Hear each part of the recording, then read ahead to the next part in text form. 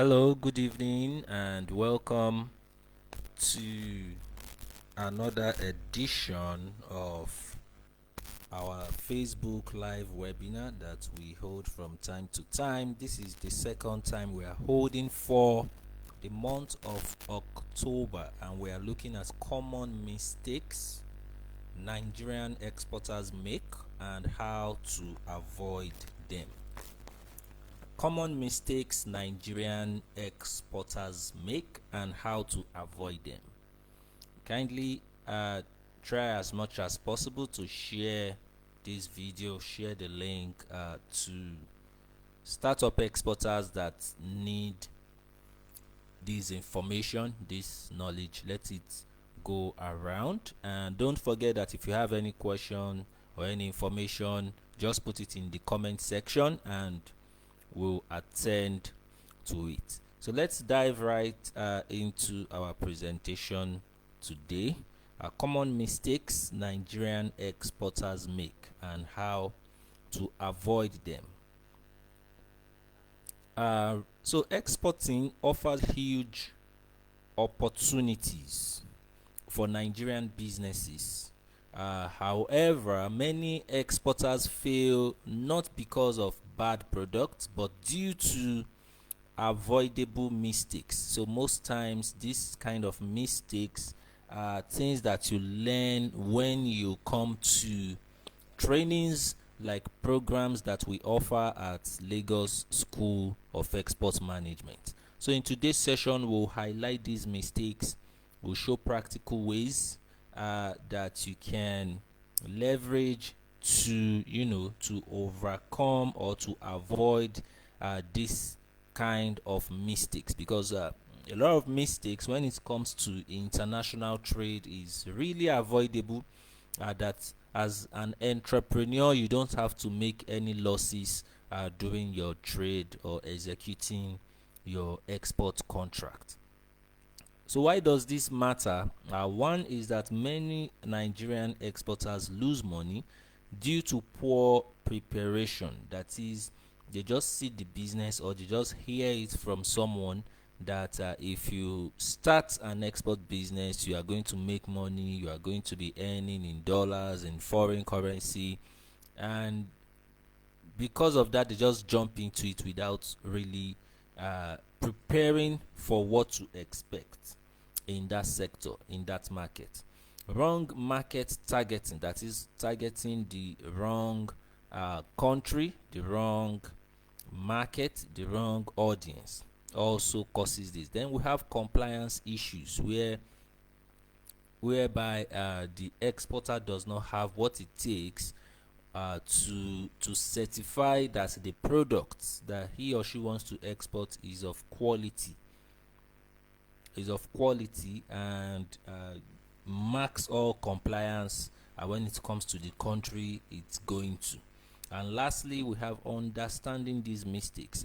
It gives you a better success, profit, and reputation. When you understand these mistakes and how to really avoid them, it makes your transaction with your buyer, it makes it smooth.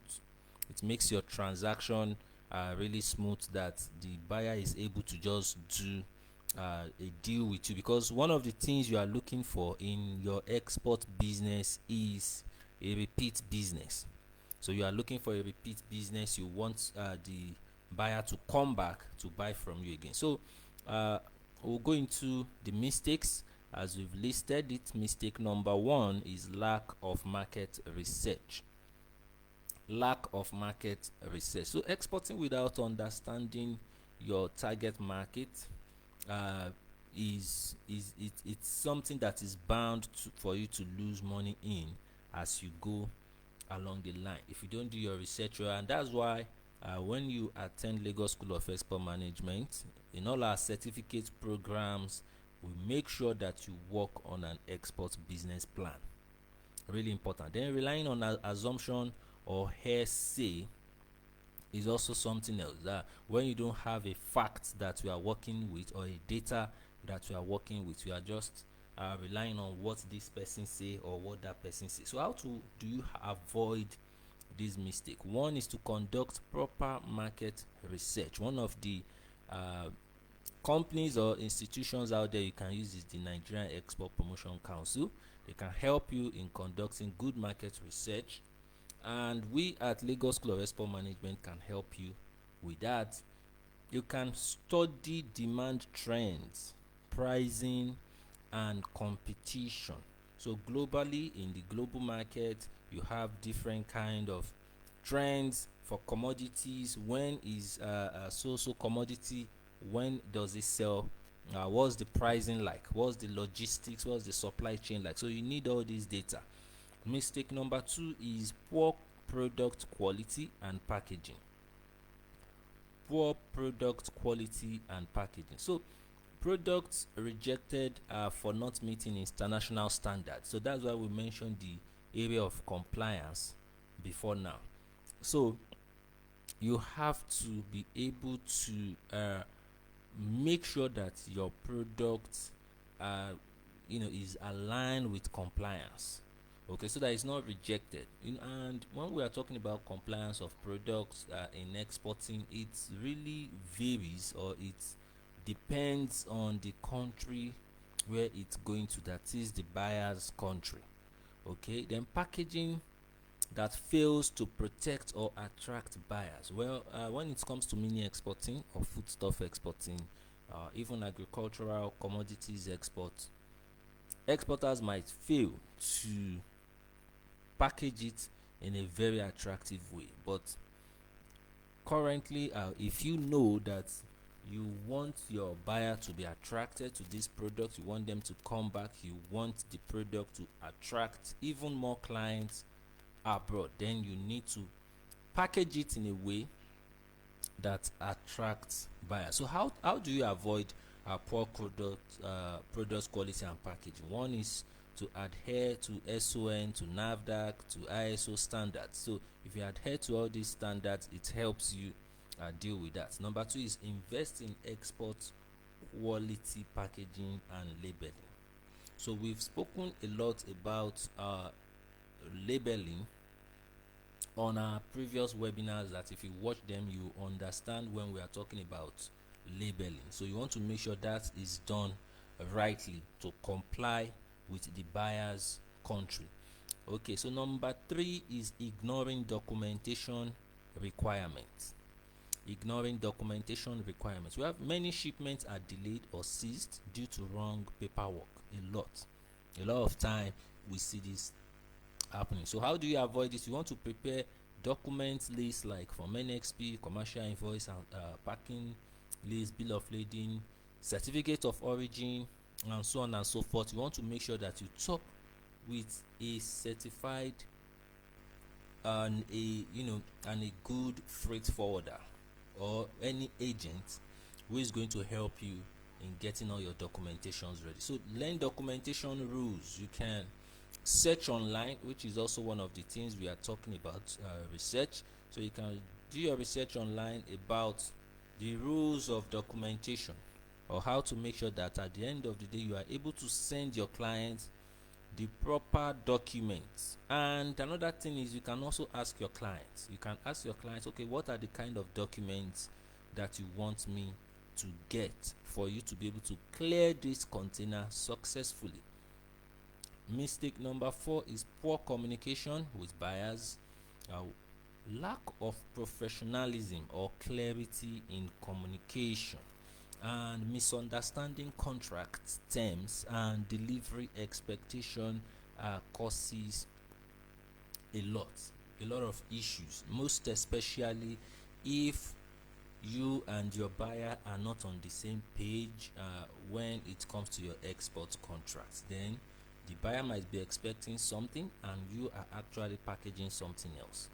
So you want to make sure that you communicate clearly and promptly. It can be through a call, text messages, emails, video calls. So you have several meetings where both parties understand each other and what they want to do. Then use written contracts. Include delivery, quality, and payment terms. Make sure that you have a contract with your buyer. So a lot of times we've had issues whereby the exporter does not even have any signed agreement he or she is working on, to just go ahead and start working on the said deal by maybe word of mouth, messages, emails, and all that. So you must make sure there is a written and signed contract between both parties. Mistake number 5 is not understanding payment methods. So there are different payment methods when we are talking about exporting in international trade. So you want to make sure you understand these payment methods, and you settle for the one that works best for you. Relying on unsafe payment options can cause you a lot of stress. So it's one thing to export successfully, it's one thing to get paid for your work or for what you've shipped. So you want to make sure that after every successful shipment you get paid. Okay, so you want to also do away with anything like losing money to fraud or having delayed payment.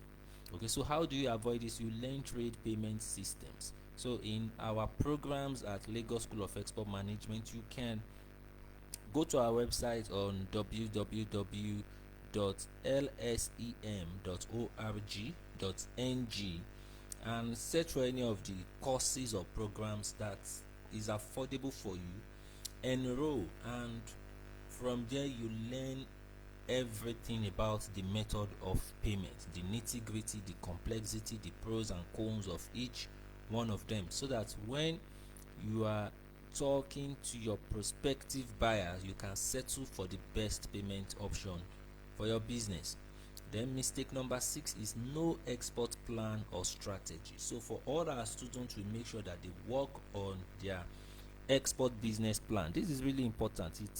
It's non-negotiable. When you are looking to build a sustainable or a profitable export business, you need your export plan. So many exporters jump into trade without planning, and how do you avoid this? You create an export business plan that has your product market, your logistics plan, your financing strategy, and the plan for compliance for all your products. If you are going to get a certification or not, the kind of certifications or licenses that you need for compliance, you also highlight them there. Then outline your export readiness and scalability. We have an export readiness test platform. It's free and it's very comprehensive, where you can take your export readiness test for free of charge. Okay, so mistake number 7 is ignoring legal and regulatory compliance. Ignoring legal and regulatory compliance. So overlooking export licenses, permits, or taxes. So there are times when your freight forwarder or your shipping agent can tell you that, oh, don't worry, we'll do this for you without you going through the proper channel, or don't worry, we'll do this without no NXP. They are trying to cut corners, trying to tell you maybe you won't have to spend much.